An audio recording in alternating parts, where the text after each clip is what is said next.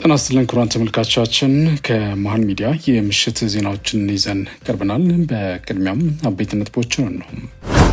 በየጭላ ወረዳ የገበሬዎች ማሰልጠኛ ካምፕ ከኤርትራ እንደመጡ የሚገመት በቴንዳ የተሸፈኑ ከባባድ መሳሪያዎችና ሚሳኤሎች እየተራገፉ ነው ሲሉ አማኞች ገለጹ። የትግራይ እናቶችና አባቶች የአንጃው ቡድን ከድርጊቱ እንዲቆጠብና ዳግም የጦርነት ስነ ልቦናውን እንዲያስወግድ ይገባል ሲሉ ገለጹ። ቤንዚን ከማደያዎች ከቀዳን ዓመት ሆኖናል። በጥቁር ገበያ በሊትር 300 ብር ለመግዛት ተገደናል ሲሉ በአፋር ክልል የሚገኙ የባጃጅ አሽከርካሪዎች ተናገሩ። ከውጭ ሩዋንዳ ከቤልጂየም ጋር ያላትን ዲፕሎማሲያዊ ግንኙነት አቋረጠች። ክቡራን ተመልካቾቻችን፣ ከመሃል ሚዲያ እነዚህና ሌሎችንም ዜናዎችን ይዘን ቀርበናል። ከአፍታ በኋላ እንመለሳለን። ዩቱብ ቻናሉን ሰብስክራይብ እንዲሁም ይዘቱን ላይክና ሼር በማድረግ የመሃል ሚዲያ ቤተሰብ እንድትሆኑ በአክብሮት እንጋብዛለን። አብራችን ነው።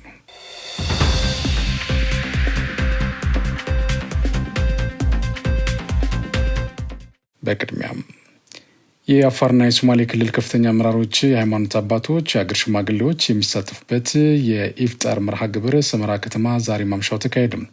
በመርሃ ግብሩ ላይ ለመታደም የሶማሌ ክልል ርዕሰ መስተዳድር ሙስጠፌ መሐመድ፣ ሌሎች የክልሉ ከፍተኛ አመራሮች፣ የሃይማኖት አባቶችና የሀገር ሽማግሌዎች ሰመራ ተገኝቷል።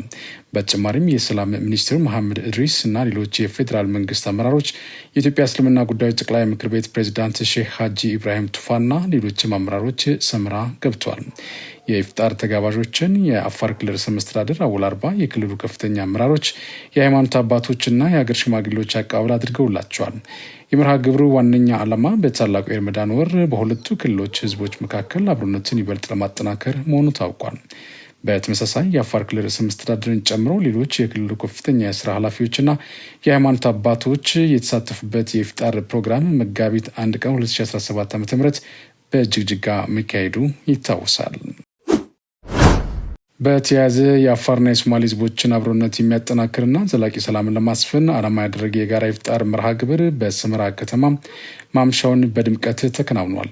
ከመርሃ ግብሩ በኋላ በደረሰን መረጃ የአፋር ክልል ርዕሰ መስተዳድር አወል አርባ፣ የሶማሌ ክልል ርዕሰ መስተዳድር ሙስጠፌ መሐመድ፣ የሰላም ሚኒስትር መሐመድ እድሪስና የኢትዮጵያ እስልምና ጉዳዮች ጠቅላይ ምክር ቤት ፕሬዚዳንት ሼህ ሀጂ ኢብራሂም ቱፋን ጨምሮ የፌዴራል መንግስትና የሁለቱ ክልሎች ከፍተኛ አመራሮች፣ የሃይማኖት አባቶችና የሀገር ሽማግሌዎች ተገኝተው ሃይማኖታዊ ኢፍጣር ስነስርዓቱን ከውኗል። የኢፍጣር መርሃ ግብሩ የሁለቱ ክልሎችን አብሮነት የሚያጠናክር፣ ወንድማማችነትን የሚያጎለብትና ለዘላቂ ሰላም ማረጋገጥ እና ለህዝቦች መቀራረብ ዓላማ ያደረገ መሆኑም ለማወቅ ተችሏል። በዋሽንግተን ዲሲና አካባቢው ለሚኖሩ ኢትዮጵያውያንና ትውልደ ኢትዮጵያውያን ሙስሊም ዲያስፖራ ማህበረሰብ የረመዳን ጾም ምክንያት በማድረግ ዋሽንግተን ዲሲ በሚገኘው የኢትዮጵያ ኤምባሲ የኢፍጣር መርሃ ግብር ተካሄደ። በዝግጅቱ ላይ በአሜሪካ የፌዴራል ልዩ መልእክተኛና ባለሙሉ ስልጣን አምባሳደር ብናልፍ አንዱዓለም በኤምባሲው ባስተላለፉት መልእክት ኢትዮጵያ ውስጥ የኢፍጣር ፕሮግራም ሲካሄድ በየቤቱ ሙስሊሙም ክርስቲያኑም በጋራ የተሰባሰበ ፍቅሩን መግለጽ በእጅጉ የተለመደ ባህል መሆኑን አስታውሷል። ለዘመናት ጠብቀነው የኖርነውን የአብሮነት እሴታችንን የሚሸረሽሩ አስተሳሰብና ተግባራትን በማስተካከል ለትውልዶች ለማስተላለፍ ሁላችንም በጋራ ተግተን መስራት ይኖርብናል ብሏል። በሰሜን አሜሪካ የሚኖረው የሙስሊም ማህበረሰብ ከዚህ ቀደም ለነበሩ ልዩ ልዩ ሀገራዊ ጥሪዎች ለሰጡት አዎንታዊ ምላሽ በተለይም ለበድር ኢትዮጵያ፣ ፈርስት ሂጅራ እና ሰላም ፋውንዴሽን ምስጋናቸውን አቅርበዋል። በፕሮግራሙ ላይ የፈርስት ሂጅራ ተወካይ ኡስታዝ መሐመድ ደጉ፣ የበድር ኢትዮጵያ ፕሬዝዳንት አቶ አህመድ ወርቁ፣ የአባይ ንግሶችና የሰላም ፋውንዴሽን ተወካይ ኡስታዝ ጀማል፣ ትውልደ ኢትዮጵያዊ የኮሎራዶ ግዛት ምክር ቤት አባል አምሳሉ ካሳውና በአሜሪካ የሱዳን አምባሳደር መሐመድ አብደላ ድሪስ የአብሮነት መልእክቶችን አስተላልፈዋል። በኤምባሲው በዝግጅቱ ላይ የጎረቤት ሀገራት አምባሳደሮች፣ የሙስሊም አደረጃጀት አመራሮች፣ በዋሽንግተን ዲሲና አካባቢው የሚኖሩ በርካታ ኢትዮጵያውያን፣ ትውልደ ኢትዮጵያውያን ሙስሊም ዲያስፖራ ማህበረሰብ አባላት መገኘታቸውን የኤምባሲው መረጃ አመላክተዋል። የተወካዮች ምክር ቤት 4ኛ ዓመት የስራ ዘመን 20ኛ መደበኛ ስብሰባውን ነገ ያካሂዳል። በመደበኛ ስብሰባው የኢትዮጵያ አደጋ ስጋት ስራ አመራር ረቂቅ አዋጅን መርምሮ ያጸድቃል ተብሎ እንደሚጠበቅ ከምክር ቤቱ የተገኘው መረጃ አመላክተዋል። ኢትዮጵያና ህንድ በፌዴራሊዝም ስርዓት አተገባበር፣ በግጭት አስተዳደርና በብዝሃነት አያያዝ ላይ በትብብር መስራት እንደሚፈልጉ ገለጹ። የሰላም ሚኒስትሩ አቶ መሐመድ ኢድሪስ በኢትዮጵያ የህንድ አምባሳደር ከሆኑት አኒል ኩማር ጋር ተወያይቷል። ሚኒስትሩ በውይይቱ ወቅት ህንድ እንደ ኢትዮጵያ ብዝሃ ማንነት ያለባት ሀገር መሆኗን ጠቅሰዋል። በዲሞክራሲ፣ በፌዴራሊዝም ስርዓት፣ በግጭት አስተዳደርና በብዝሃነት አያያዝ ዙሪያ ኢትዮጵያ ከህንድ ብዙ ልምዶችን ትወስዳለች ብሏል። ኢትዮጵያ ሀገራዊ ችግሮችን ለመፍታት ሀገራዊ ምክክር ሂደት ትግበራ ላይ ጠቅሰው በቀጠናው ሰላምን ለማረጋገጥና በአጋርነት ላይ የተመሰረተ ልማትን ለማጎልበት ዘርፈ ብዙ ስራዎችን እየሰራች እንደምትገኝ አብራርተዋል። በኢትዮጵያ የህንድ አምባሳደር አቶ አኒል ኩማር በበኩላቸው ህንድና ኢትዮጵያ የረጅም ዘመናት ግንኙነት ያላቸው ሀገራት መሆናቸውን ገልጿል። ኢትዮጵያ የሚያጋጥሟት ችግሮችን ለመፍታት አዲስ የፖለቲካ ባህል ለመገንባት የምታደርገውን እንቅስቃሴንም አድንቋል። በቀጣይም በፌዴራሊዝም ስርዓት አተገባበር፣ በግጭት አስተዳደርና በብዝሃነት አያያዝ ዙሪያ ከሰላም ሚኒስቴር ጋር አብረው እንደሚሰሩ መግለጻቸውን የኢትዮጵያ ዜና አገልግሎት ዘግበዋል። የአፍሪካ ህብረት ኮሚሽንና የህብረቱ ቋሚ መልእክተኛ ኮሚቴ ፒአርሲ ዛሬ የጋራ ውይይት አድርገዋል። ውይይቱን የመሩት የኮሚሽኑ ሊቀመንበር መሐመድ አሊ ዩሱፍ እና የኮሚቴው ሊቀመንበር ፕሮፌሰር ማጉዌል ሴዛር ዶሚኒጎስ ቤምቤ ናቸው። የጋራ ምክክር ጠንካራ ትብብር በመፍጠርና የአሰራር ዘዴዎችን በማሻሻል የአፍሪካ ህብረትን ተቋማዊ አቅምና ውጤታማነት ማሳደግ በሚቻልበት ሁኔታ ላይ ያተኮረ ነው። ይህም የአፍሪካን የጋራ ግቦች ለማሳካት ጠቃሚ እርምጃ መሆኑን የኢትዮጵያ ዜና አገልግሎት ከህብረቱ አገኘሁት ያለው መረጃ አመላክተዋል። በጅቡቲ የኢትዮጵያ አምባሳደር ብርሃኑ ጸጋዬ ከጅቡቲ የሀገር ውስጥ ጉዳይ ሚኒስትር ሰኢድ ኖህ ሀሰን ጋር ዛሬ ተወያዩ። አምባሳደር ብርሃኑ ውይይቱ አሳሳቢነቱ እየጨመረ የመጣውን ህገወጥ ስደትና እያስከተለ ያለውን የዜጎችን ህልፈት በጋራ መከላከል በሚቻልበት ሁኔታ ላይ ያተኮረ መሆኑን በኤክስ ገጻቸው ባሰፈሩት መልእክት ገልጿል። ከጅቡቲ ብሔራዊ ፖሊስ ጋር በመሆን ህገወጥ ስደትን መከላከልና ችግሩን በዘላቂነት መፍታት የሚያስችል ውጤታማ የቅንጅት አሰራሮች መዘርጋት በሚቻልባቸው ሁኔታዎች ላይ መምከራቸውን አመላክተዋል። ኢትዮጵያ የዓለም ንብ ቀንና የዓለም አቀፍ የምግብ ስርዓት ሽግግር አውደ ጥናትን ለማካሄድ አስፈላጊው ዝግጅት እያደረገች እንደምትገኝ የግብርና ሚኒስትሩ ዶክተር ግርማ አመንቴ ገለጹ። ሚኒስትሩ ዶክተር ግርማ አመንቴ ከተባበሩት መንግስታት የዓለም የምግብና እርሻ ድርጅት ፋኦ ረዳት ዋና ዳይሬክተር የአፍሪካ ቀጠናዊ ተወካይ አበበ ኃይሌ ገብርኤል እና ከድርጅቱ የኢትዮጵያ ተወካይ ፋራይ ዝሙዲዚን ጋር በጽህፈት ቤታቸው ተወያይቷል። ሁለቱ ወገኖች በትብብር መስራት በሚቻልባቸው ጉዳዮች ላይ መክረዋል። ኢትዮጵያ ዘንድሮ በምታስተናግደው ሁለተኛውን የዓለም የንብ ቀንና ዓለም አቀፍ የምግብ ስርዓት ሽግግር አውደ ጥናት እንዲሁም የግብርናውን ዘርፍ ለማሳደግ የተሰሩ ባሉ ኢኒሼቲቮች ላይ ውይይት ተደርጓል።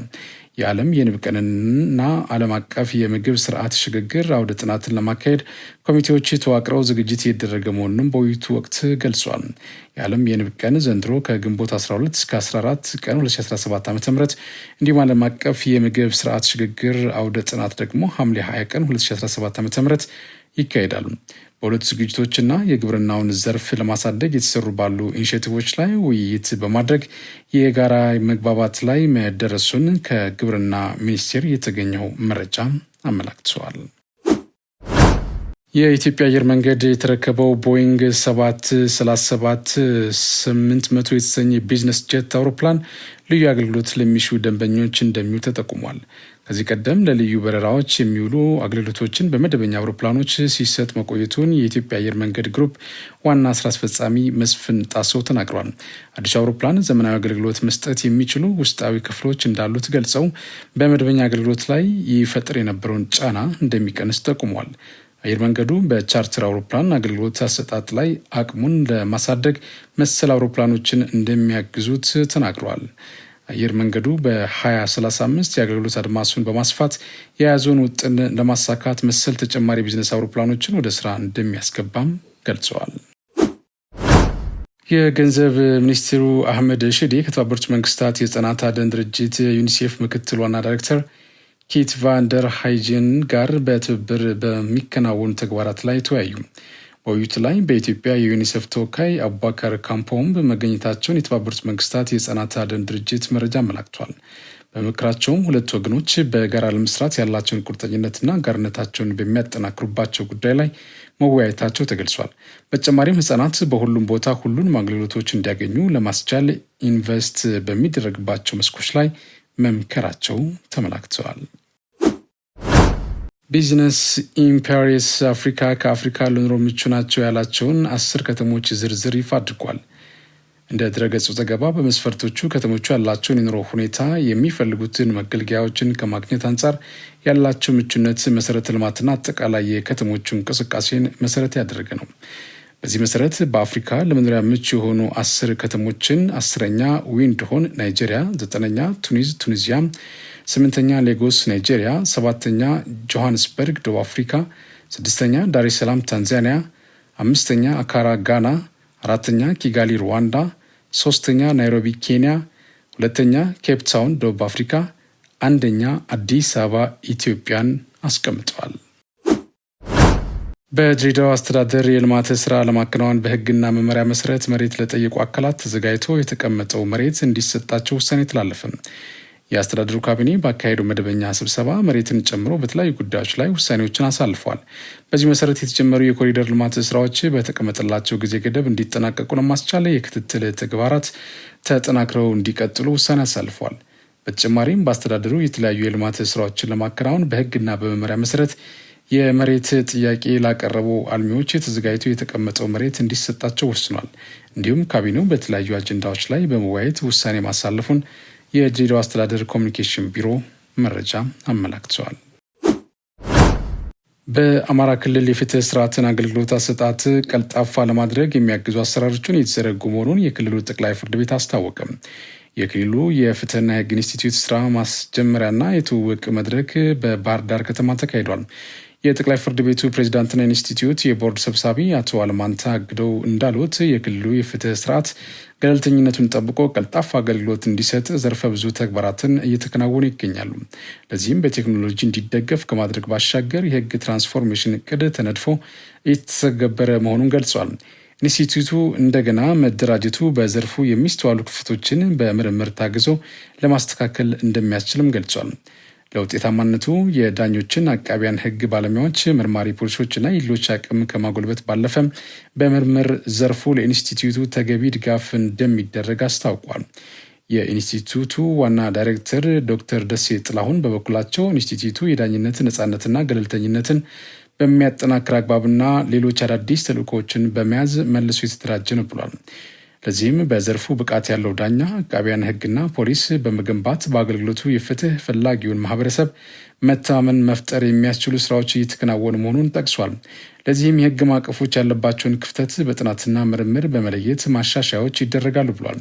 እንዲሁም ማህበረሰቡ የሚጠበቅባቸውን አካባቢያዊ ህጎች የፍትህ ስርዓቱን እንዲያግዙ ከማድረግ ባሻገር ኢንስቲትዩቱ የሌሎች ሀገራት ልምዶችን በመቀመር የክልሉ የመረጃ ማዕከል ሆኖ እንዲያገለግል ይደረጋል ሲሉም አክሏል። በክልሉ ጠቅላይ ፍርድ ቤት የትራንስፎርሜሽን ፕሮጀክት ጽህፈት ቤት ኃላፊ ሀናን አበበ በኩላቸው የፍትህ ስርዓት ትራንስፎርም የሚያደርጉ ስራዎች እየተሰሩ መሆኑን ተናግሯል። ለዚህም አገልግሎቶችን ፈጣን፣ ቀልጣፋና ተደራሽ ለማድረግ የዲጂታላይዜሽን ስራዎች እየተሰሩ መሆኑን ጠቅሷል።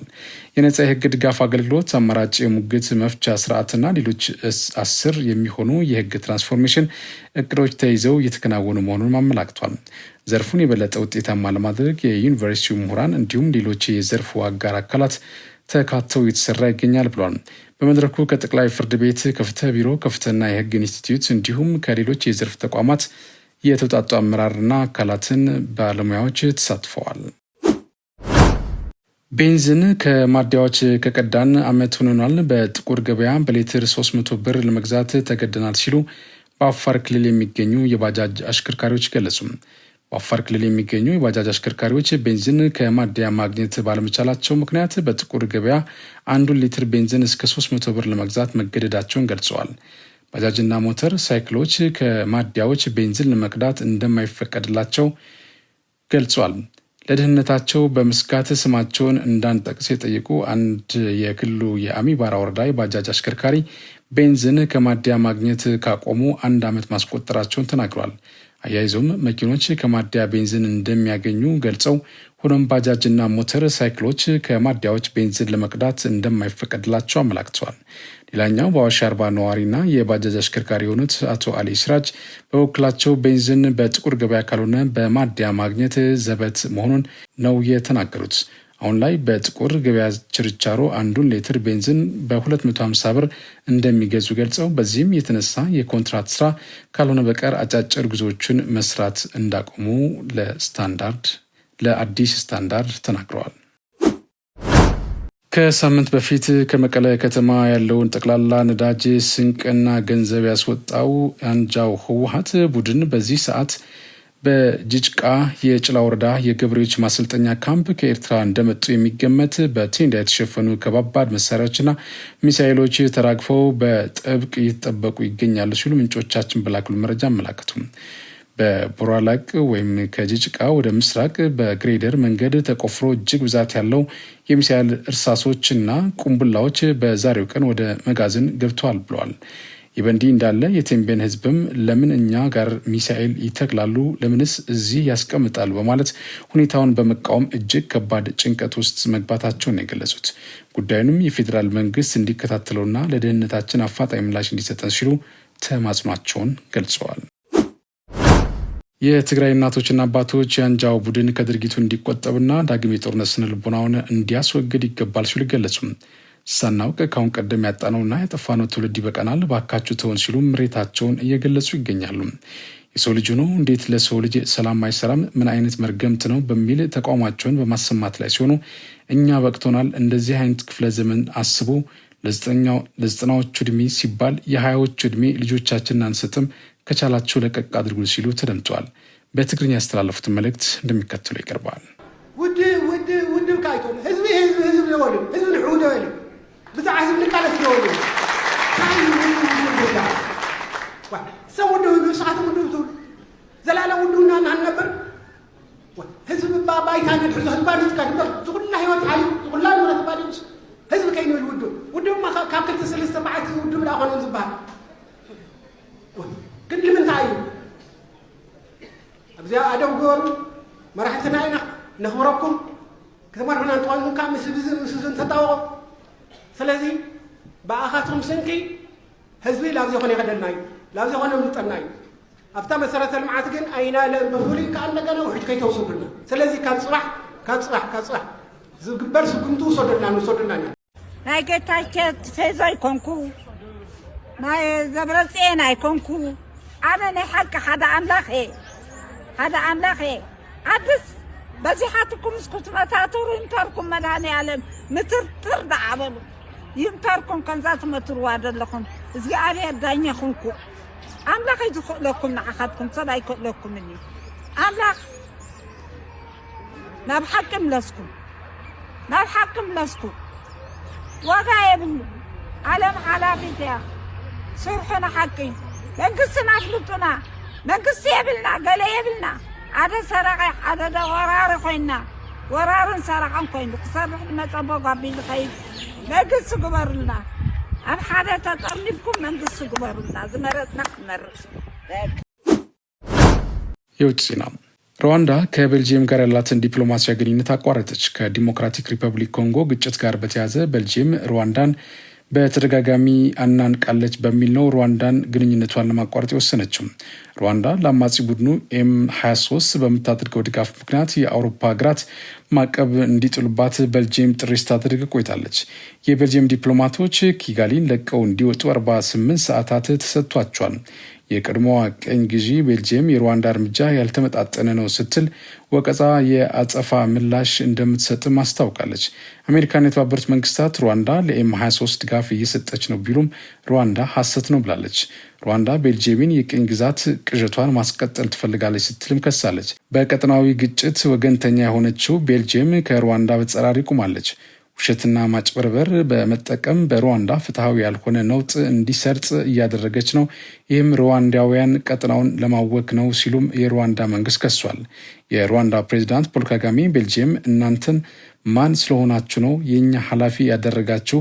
ማን ነው? ሩዋንዳውያን በፈጣሪ እናምናለን፣ ፈጣሪ ቤልጂየምን የሩዋንዳ መሪ አድርጓል ሲሉ ተናግሯል። የቤልጂየም የውጭ ጉዳይ ሚኒስትር ማክሲም ፕሮቮት በማህበራዊ ሚዲያ ያልተገባ እርምጃ ነው፣ ከሩዋንዳ ጋር መግባባት ሲያቅተን ለንግግር ዝግጁ እንዳልሆኑ ያሳያል፣ በቤልጂየም ያሉ የሩዋንዳ ዲፕሎማቶች ተቀባይነታቸው ተሽሯል በማለት ምላሽ ሰጥቷል።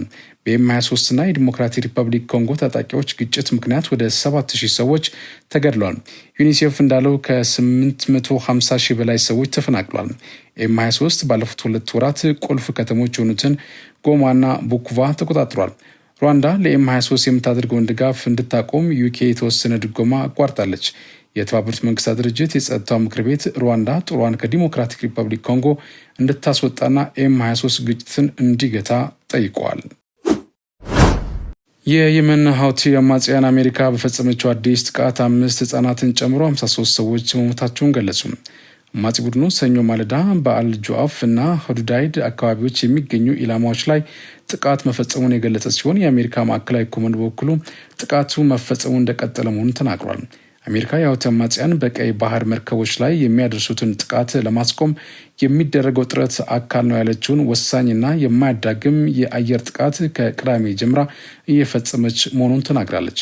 ዋሽንግተን ከሟቾቹ መካከል አንዳንድ ቁልፍ የሀውቲ አማጽያን አባላት እንደሚገኙበት የገለጸች ቢሆንም እስካሁን ድረስ ቡድኑ ይህን አላረጋገጠም። የሀውቲ መሪ አብዱል መሊክ አልሁቲ አሜሪካ በየመን ላይ የምታደርገውን ጥቃት እስከቀጠለች ድረስ ታጣቂዎች በቀይ ባህር ላይ በሚተላለፉ የአሜሪካ መርከቦች ላይ ጥቃት እንደሚሰነዝሩ ተናግሯል። የሟቾቹ ቁጥር ከዚህ ቀደም ከተገለጸው መጨመሩን የገለጹት የሀውቲ ጤና ጥበቃ ሚኒስትር ቃል አቀባይ አኒስ አል አስባሂ በኤክስ ገጻቸው ላይ 5 ህጻናትና 2 ሴቶችን ጨምሮ 53 ሰዎች መሞታቸውና 98 ሰዎች መቁሰላቸውን ገልጿል። ስማቸውን አህመድ ሲሉ የጠሩ አንድ የ2 ልጆች አባት ስለ ጥቃቱ ለኤኤፍፒ የዜና ወኪል እንደተናገሩት ለ10 ዓመታት በሰንዓ ስኖር የጥይት ድምፅ፣ የከባድ መሳሪያ ድብደባ እየሰማሁ ነው። ፈጣሪ በሚያውቀው ከዚህ በፊት እንደዚህ ያለ ነገር አጋጥሙኝ አያውቅም ብሏል። የዩናይትድ ስቴትስ የብሔራዊ ደህንነት አማካሪ ማይክል ዋልተስ ለኤቢሲ እንደተናገሩት የቅዳሜው ጥቃት በርካታ የሀውቲ መሪዎች ላይ ያነጣጠረና የገደለ ነው ብሏል። ለፎክስ ኒውስ እንደተናገሩት ከባድ በሆነ ኃይል ነው ጥቃቱን የፈጸምነው። እናም ኢራንን ከዚህ በላይ በቂ መሆኑን ማስገንዘብ እንፈልጋለን። የአሜሪካ የመከላከያ ሚኒስትር ፔት ሄግሴት የሀውቲ ጥቃቶች እስኪቆም ድረስ የማያቋርጥ የሚሳኤል ጥቃት ዘመቻ ለማድረግ ቃል ገብቷል። ሄግስ በፎክስ ቢዝነስ ላይ ቀርበው በሰጡት ቃለ ምልልስ ላይ በጣም ግልጽ መሆን እፈልጋለሁ። ይህ ዘመቻ በባህሩ ላይ በነጻነት የሚቀዝፍ እና የተቀመጠውን ክልከላ የመቀልበስ ነው ብለዋል። ሀውቲዎች እስራኤል በጋዛ ላይ የጣለችውን እገዳ እስካልተነሳ ድረስ በቀይ ባህር የሚንቀሳቀሱ መርከቦች ላይ ማነጣጠራቸውን እንደሚቀጥሉና ጦሩ ለጥቃቱ ምላሽ እንደሚሰጥ አስታውቋል። እስራኤል እንደ ጠላት የሚቆጥረውና በኢራን የሚደገፈው አማጺ ቡድኑ ሰንዓንና የየመን ሰሜናዊ ምዕራብን ይቆጣጠራል። አማጺ ቡድኑ ዓለም አቀፍ እውቅና ያለው የሀገሪቱ መንግስት አይደለም ሲልም ተደምጧል። ሀውቲዎች በእስራኤልና ሐማስ መካከል የሚደረገው ጦርነትን ፍልስጤማውያንን በመደገፍ የቆሙ መሆናቸውን የሚገልጽ ሲሆን ምንም እንኳን እውነት ባይሆንም ኢላማ የሚያደርጉት ከእስራኤል ከአሜሪካ ወይም ከእንግሊዝ ጋር የተገናኙ መርከቦችን ብቻ መሆኑን ይናገራሉ። እንደ አውሮፓውያኑ የዘመን ቀመር ከህዳር 2023 ጀምሮ ሀውቲዎች በቀይ ባህርና በኤደን ባህረ ሰላጤ በሚሳኤል ሰው አልባ አውሮፕላኖችና በትንንሽ ጀልባዎች በመታገዝ በደርዘን የሚቆጠር የንግድ መርከቦችን ኢላማ በማድረግ ጥቃት ፈጽመዋል።